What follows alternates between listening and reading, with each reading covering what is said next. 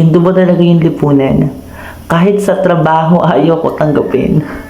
Kung choice lang ang pagiging bakla, ayoko na. Ang sakit. Ayoko na.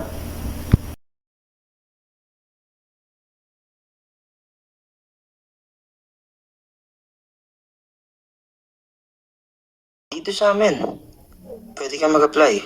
Kaya yan, laban lang. Maraming salamat sa inyo, pero hindi ko na talaga kaya. Para akong nakaloob sa kahon na madilim. Walang ilaw ng pag-asa at pagtanggap akong naaaninag. Lagi na lang akong tinatanggalan ng karapatan mabuhay sa gusto ko.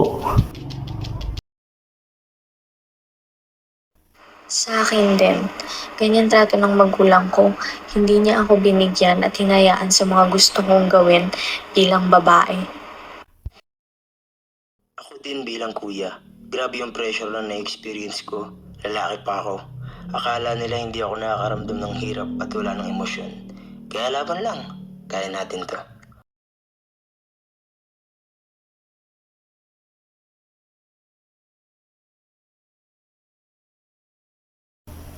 Hindi na. Ayoko na.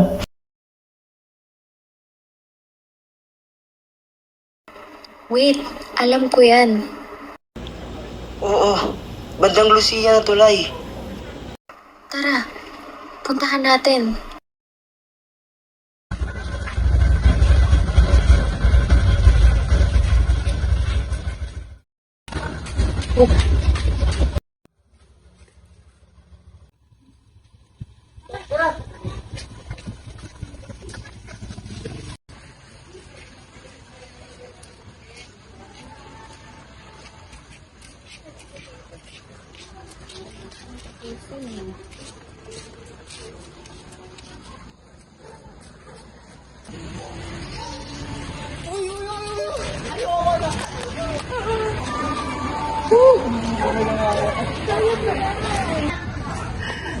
Ano bang nangyari? Hindi ko talaga kaya ng ginagawa mo sa akin. Kaya mo yan. Ano ka ba? Ganito kasi nangyari. Hello sir. Opo, andito na po ako. Opo, gray na by black na siya. Gray na black na rin. Opo. Side door po. Sige, papasok na po.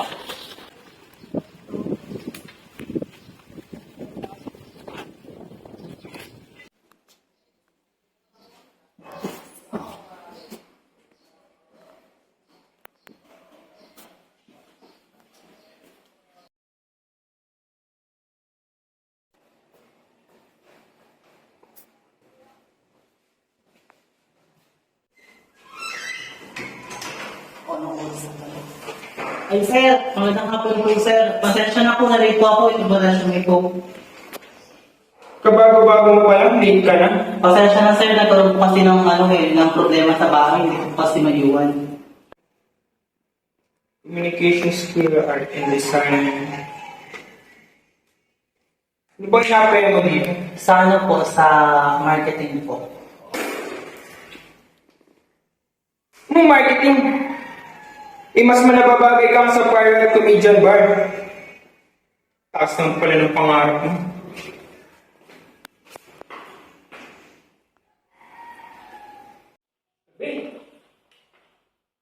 Sir, anong mali sa resume ko? Ba't ayaw kong tanggapin sa trabaho? Ikaw ang pagiging bakla mo. Sir, parang awa mo na kailangan mo itong trabaho para sa pamilya ko. Ang kulit mo. Ayaw mo nga sa bakla. Baka maganda leche-leche pa yung kumpanya mo kasi bakla ka. Sir, parang awa mo na kailangan ko yung trabaho. Sa akin, ganito yung nangyari.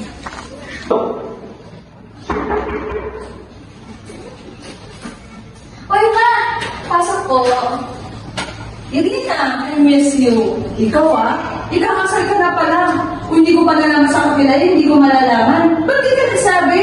Opo ma, pasensya na. Matagal na rin kasi kami, kaya gusto na rin namin mag-settle down.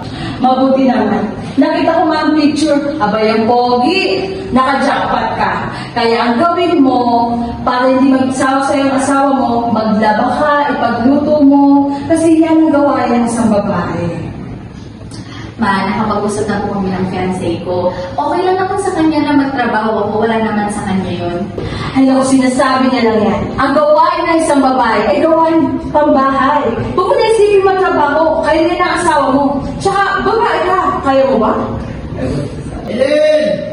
Ellen! Halika dito! Matutin na naman ako. Anong pinag-usapan na kasi dyan? Eto ko lang, may pinangangaralan ko lang. Abay, kakasal na. Kaya ikaw, Irina, tanda may mga payo ko sa'yo, okay? O siya ka na, gutom na ako.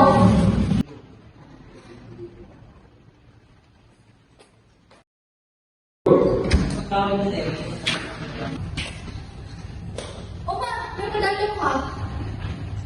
May dinaanan ako sa mall kaya isipan kong dumalo. Saan ka galing? Galing work, ma. Bakit ikaw nagtatrabaho? Napunta ko dito yung asawa mo. Ang gulo-gulo. Yung mga labahan, tambak na. Hindi ba nangangalala kita kung paano ginagawa ng isang babae? Ma, natanggal sa trabaho yung asawa ko. Tsaka kaya ko naman yung trabaho ko eh. Bakit hindi?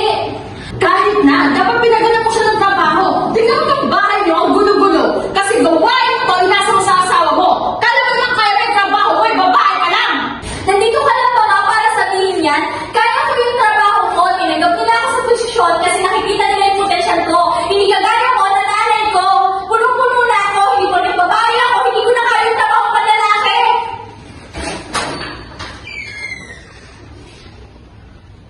Ito naman yung naranasan ko.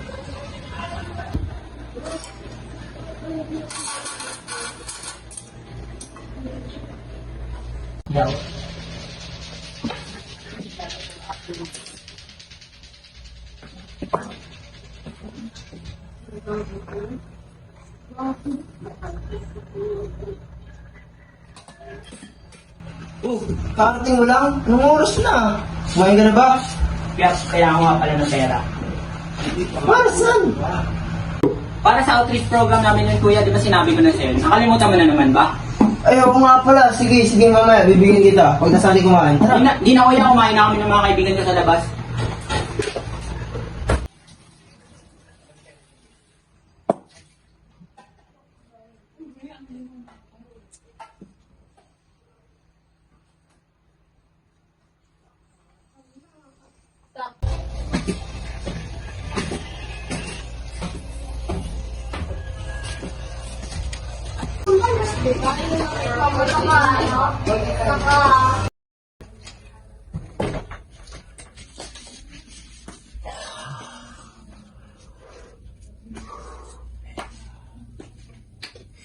Ay, pahangin na nga lang sa labas.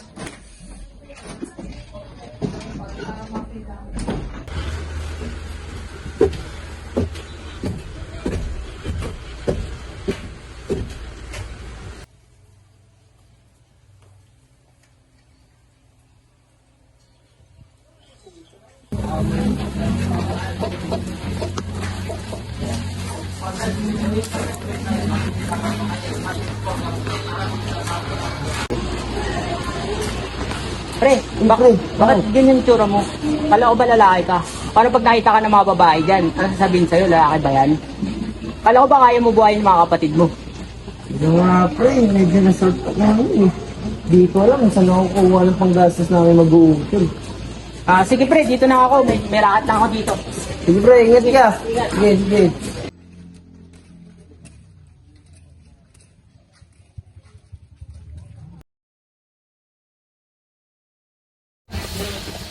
Unang-una sa lahat, thank you so much for inviting me here. It's such an honor. And since this program is for a Pride Month, I want to share to you all yung mga lesson na napulot ko throughout my journey. Recently, I met these two person and we share the same sentiments. Yung mga experiences namin kind of similar. Lumaki ako na nililimitahan ang kakayahan ko bilang isang babae. Laging sinasabi na ano ba ang kaya ko, babae lang ako. Na dapat ang isang babae sa bahay lang. Masakit siya, oo, kasi galing to sa mga mahal ko sa buhay. Pero at the same time, naging challenge din siya para sa akin. Sabi ko, ipapakita ko sa inyo Anong kaya ng isang babaeng kagaya ko? Hindi tayo dapat pangunahan ng takot na gawin yung gusto natin. Dahil lang sa sabi-sabi ng iba na hindi dapat maging basihan kung ano man ang kasarian natin sa kung ano ang kaya natin gawin. Lagi niyong itatak sa kukotin ninyo na kayaan nyo nagawa yan ay kasi kaya nyo. May potential ka, hindi dahil lalaki, bakla o tomboy ka. Kaya mo kasi kaya mo. Yun lang yun. Huwag niyong hahayaan na limitahan kayo ng iba. Mundong puno ng panghusga at panghahamak, narito kami, patuloy na tumitindig sa karapatan namin bilang tao. Pantay na karapatan at pribilehyo'y aming isinisigaw. Tanong ko lang, para sa mga taong hinuhusgahan kami, sa mga taong hindi kami tanggap sa lipunan, anong karapatang pantao niyo ba ang malalabag kung kami inyong kikilalanin? Mayuyurakan ba ang inyong pagkatao kung kami inyong tatanggapin? Pagkilala at pagtanggap lamang, yan ang aming nais. Huwag niyong ikahon ang aming kalayaan at karapatan. Hayaan niyo kami. Mabuhay tayo sa mundong walang kasarian. Mabuhay tayong iisa. Kaya sana sa mga minamahal naming tagapakinig, makakuha kayo ng aral sa programang aming inihanda. Muli, Happy Pride Month everyone! Lalaban!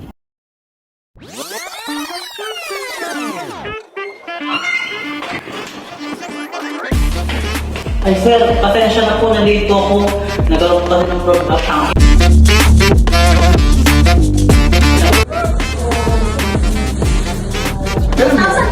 Yan dyan. Yun o.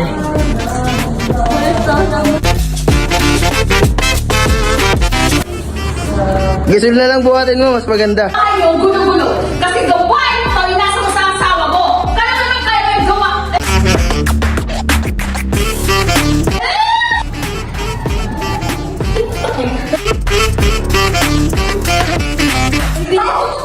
Ganyan yung tsura mo, para ka namang hindi lalaki yan. Pag nakita ka na ibang babae, sasabihin sa'yo, lalaki ba yan? Ba't ganyan? Kala ko ba matapang yan? Kasi sinasabi niya lag, matapang ka. Buhayin mo ang... Ganito kasi script. Hindi ba? Ulit. Uy, bakit ako nag-gog ko? Wala! Stop the car!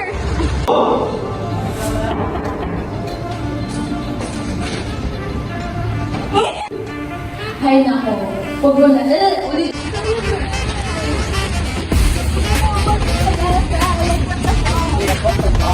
Ito na.